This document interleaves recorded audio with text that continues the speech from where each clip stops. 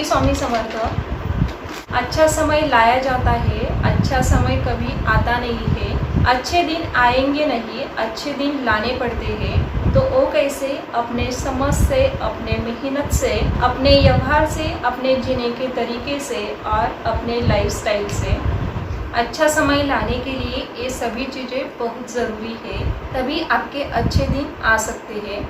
तर मी आमच्या गावातल्या स्वामी समर्थांच्या केंद्रामध्ये गुरुचरित्राच्या पारायणासाठी बसले होते। तर महाराष्ट्रामध्ये आमच्या स्वामी समर्थ केंद्राचं खूप मोठं नाव आहे आणि आमच्या स्वामी समर्थाचं केंद्र जर तुम्हाला बघायचं असेल तर आपल्या छोटे छोटे क्लिप शूट केलेले आहे। तर तो व्हिडिओ तुम्हाला बघायचा असेल तर व्हिडिओ शेवटपर्यंत नक्की बघा आणि असेच व्हिडिओ बघण्यासाठी चॅनलला सबस्क्राईब करून ठेवा आणि व्हिडिओ जर आवडला तर लाईक शेअर नक्की करा।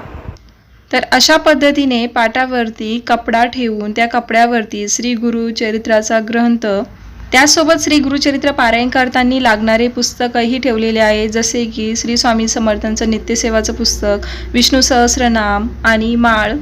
तर हे सगळं अशा पद्धतीने कपड्यावरती ठेवलेलं आहे आणि सकाळी वाचण्याच्या अगोदर ग्रंथाला आणि पुस्तकाला हळद कुंकू अक्षदा वाहून फूल वाहून दर्शन घेतलं जातं, म्हणजेच आशीर्वाद घेतला जातो आणि मग नंतर पारायणाला सुरुवात केली जाते।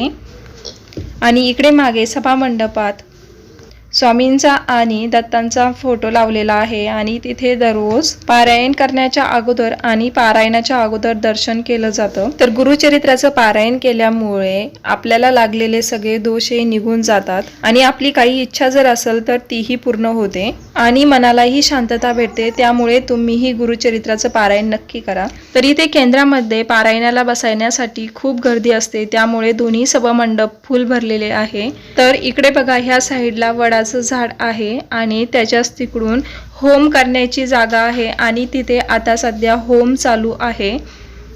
तर हे बघा, तर होम करताना चारी बाजू पॅक केलेली आहे, फक्त दरवाजा इतकीच जागा जाण्या येण्यासाठी सोडलेली आहे। तर स्वामींच्या पुण्यतिथी निमित्त हे पारायण चालू होतं।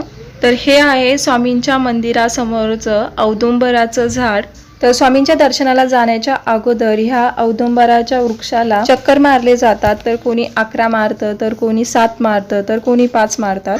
तर तुम्हाला माहिती आहे की नेमके औदुंबराच्या वृक्षाला किती चक्कर मारले पाहिजे? तर कमेंट करून नक्की सांगा। चला तर आता जाऊया स्वामींच्या दर्शनाला। तर मंदिरात बघा, 2 महिला ह्या पहारे देत आहे। तर स्वामींच्या केंद्रामध्ये ही सेवा खूप मोठी मानली जाते। चला तर आता स्वामींचं दर्शन घेऊया।